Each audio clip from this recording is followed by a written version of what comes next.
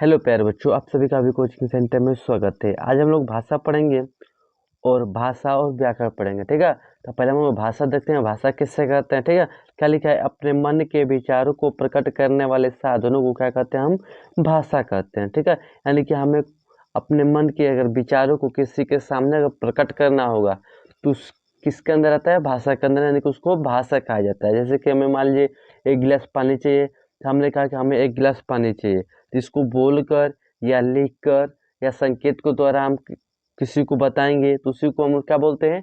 भाषा बोलते हैं। यानी कि अपने मन के भावों को अगर दूसरे के सामने अगर प्रकट करेंगे तो उसी को क्या बोलते हैं? हम भाषा कहते हैं। ठीक है, तो अब यहाँ से देखिए, जब भाषा मान लीजिए कहते हैं, ठीक है, अच्छी बात है, लेकिन हम अपने जो भी विचार होंगे या भाव होंगे, ठीक है, एक दूसरे के सामने अगर प्रकट करना होगा तो 2 तरीके से हम कर सकते हैं। तो यहाँ से भाषा के मुख्य कितने रूप होते हैं? 2 रूप होते हैं। 2 तरीके से कैसे कर सकते हैं? या तो हम लिखित से बता सकते हैं, कोई भी अगर हमको कोई भी कुछ कहना होगा उसे, तो क्या कर सकते हैं? या तो लिखित बता सकते हैं या तो बोल कर, यानी कि मौखिक बता सकते हैं। मौखिक मतलब बोलना होता है, लिखित मतलब लिख कर बता सकते हैं। तो क्या लिखा है? अपने विचारों को अगर लिख कर व्यक्त करेंगे तो उसे क्या बोलेंगे? लिखित भाषा। वही अगर अपने विचारों को किसके द्वारा बोलकर व्यक्त करेंगे तो कौन सी हो जाएगा? हमारा मौखिक भाषा। ठीक है, जैसे कि मान लीजिए पत्र लिख कर किसी को भेजते हैं कि मुझे कल छुट्टी चाहिए, या किसी को शादी पर बुलाना है, ठीक है, किसी बर्थडे पर बुलाना है, तो क्या कर सकते हैं? पत्र लिख के भेज सकते हैं।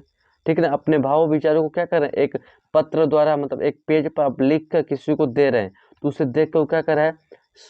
पढ़कर भाव को जो आप लिखे हैं उसको क्या कर रहा है? समझ रहा है। ठीक है, या तो कहानी आप, जैसे वो अभी लिखित है, पुस्तक है, वो भी क्या आपका लिखित है। ठीक है, इसी तरह मान लीजिए रेडियो सुन रहे हैं, किसी का भाषण सुन रहे हैं, या दूरदर्शन देख रहे हैं, टीवी देख रहे हैं, तो वो कौन सी होता है? मौखिक होता है। ठीक है, उस समय सिर्फ आप सुनते हैं। ठीक, सुन के कोई भी अगर एक्टर हो, ठीक है, तो अपना कोई भी अगर प्रदर्शन करता है तो आपको सिर्फ बोल कर करता है। ठीक है, लिख के नहीं बताता। ठीक है, तो किस में आता है? मौखिक भाषा में।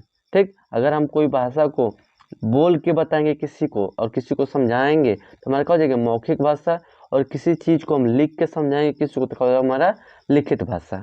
ठीक, एक चीज यहाँ पर नोट डाल के लिखा गया, कौन सी? हिंदी हमारी मातृभाषा और हमारी राष्ट्रीय भाषा दोनों है। ठीक है, तो यहाँ पर हमेशा आपको याद होना चाहिए कि राष्ट्रीय भाषा हमारी कौन सी है? मातृभाषा हिंदी है, और राष्ट्रीय भाषा कौन सी है? हिंदी है।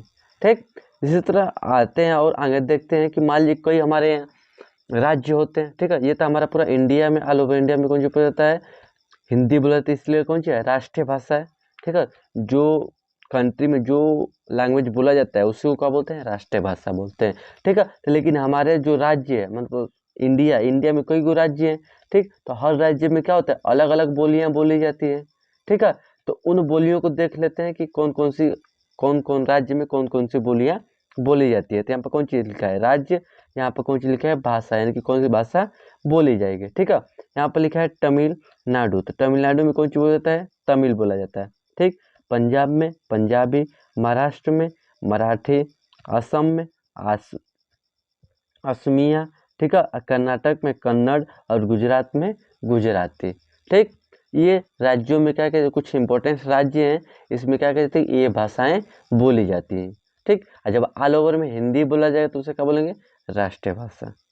ठीक है, यहाँ तक आपको क्लियर हो गया कि हिंदी हमारे मातृभाषा भी और राष्ट्रीय भाषा भी है। और यहाँ पर समझ में आ गया, भाषा अगर हम अपने मन के भावों को, विचारों को एक दूसरे के सामने क्या करेंगे? प्रकट करेंगे, उसे भाषा बोलेंगे। भाषा कितने प्रकार का होता है? 2 प्रकार का, मौखिक और लिखित। ठीक, यहाँ तक क्लियर हो गया होता है। तब आगे चलते हैं हम लोग, आगे चल के कौन समझेंगे? अब लिपि। ठीक है, भाषा तो हमको समझ में आ गया, अब लिपि समझते हैं कि लिपि होता क्या था। क्या लिखा है कि बोलते समय हमारे मुख से ध्वनियाँ निकलती हैं, इन ध्वनियों को लिखने के लिए कुछ चिन्हों का प्रयोग किया जाता है। ठीक है, मान लीजिए हमने कुछ बोला आपको, अगर उसको आप लिखित रूप में लिख रहे हैं तो कुछ चिन्ह चाहिए। ठीक, तो उसी चिन्हों को क्या बोला जाता है? लिपि बोला जाता है। यहाँ से इसका डिफरेंस कौन है? ध्वनि चिन्हों को लिखने की रीति को क्या बोलते हैं? लिपि बोलते हैं। यानी कि अगर हम यहाँ पर कुछ लिखे हुए हैं, जैसे कि बोलते समय हमारे, तो यहाँ पर कुछ चिन्ह लिखे गए हैं, जैसे कि ब, ए, ल, तप, एक मानते हैं, सबका हमारा चिन्ह है। इन्हीं चिन्हों को क्या बोलते हैं? हम लोग लिपि बोलते हैं। यानी कि कोई भी भाषा के जब लिखेंगे तो अगर कोई भी अगर चिन्ह प्रयोग करते हैं लिखते समय, तो उसे क्या बोलेंगे, लिपि बोलेंगे। ठीक, तो लिपि आपका क्लियर हो गया कि किसी भी कोई भी भाषा हो, हिंदी हो, इंग्लिश हो, उर्दू हो, पंजाबी हो, मराठी हो, कोई भी भाषा हो, ठीक है, अगर उसको हम बोलेंगे, ठीक, और उसको अगर लिखित रूप में लिखेंगे तो जो ध्वनियों का प्रयोग करेंगे लिखते समय उसी को क्या बोलेंगे हम लोग, लिपि बोलेंगे। ठीक है, यहाँ पर लिखा है, याद रखिए, कौन सी, याद रखिए। तो यहाँ पर लिखेंगे हिंदी भाषा देवनागरी लिपि में लिखी जाती है, यानी कि जो हिंदी भाषा है कौन सी लिपि में लिखी जाती है, देवनागरी लिपि में लिखी जाती है।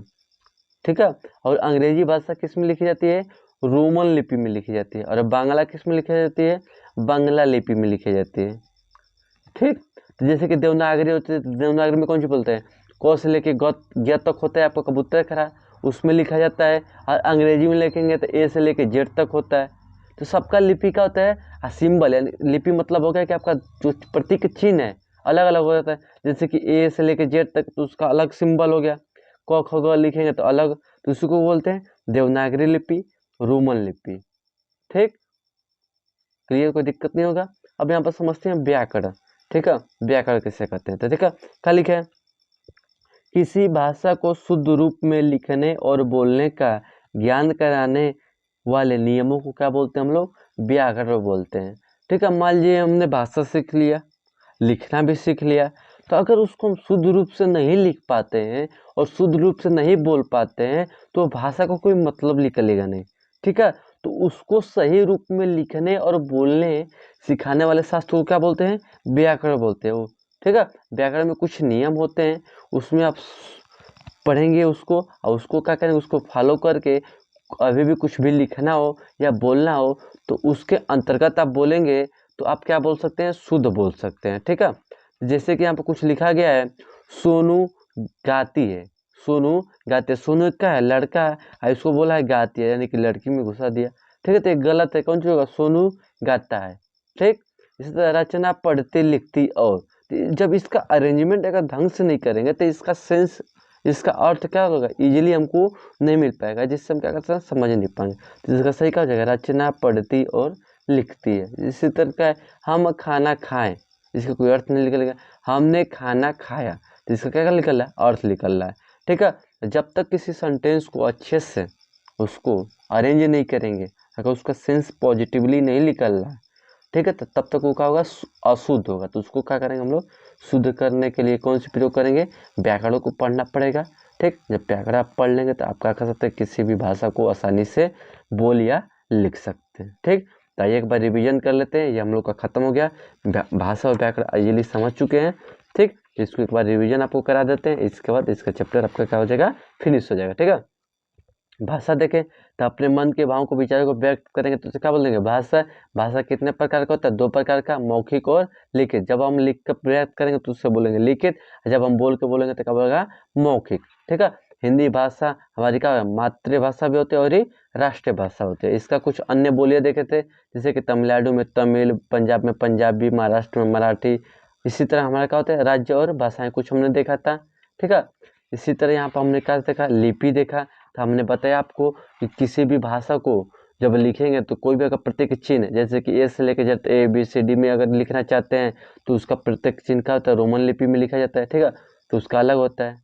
ठीक, इसी तरह हिंदी अगर लिखेंगे तो कबूतर खड़ा लिखेंगे। तो जो भी भाषा को लिखना होगा तो जो प्रत्येक चिन्ह यूज करेंगे उसको क्या बोलेंगे, लिपि बोलेंगे। ठीक है, जैसे कि हमने कुछ लिपियाँ भी याद कर लिया।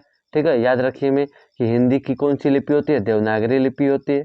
ठीक, और अंग्रेजी भाषा की कौन सी लिपि होती है, रोमन लिपि होती है।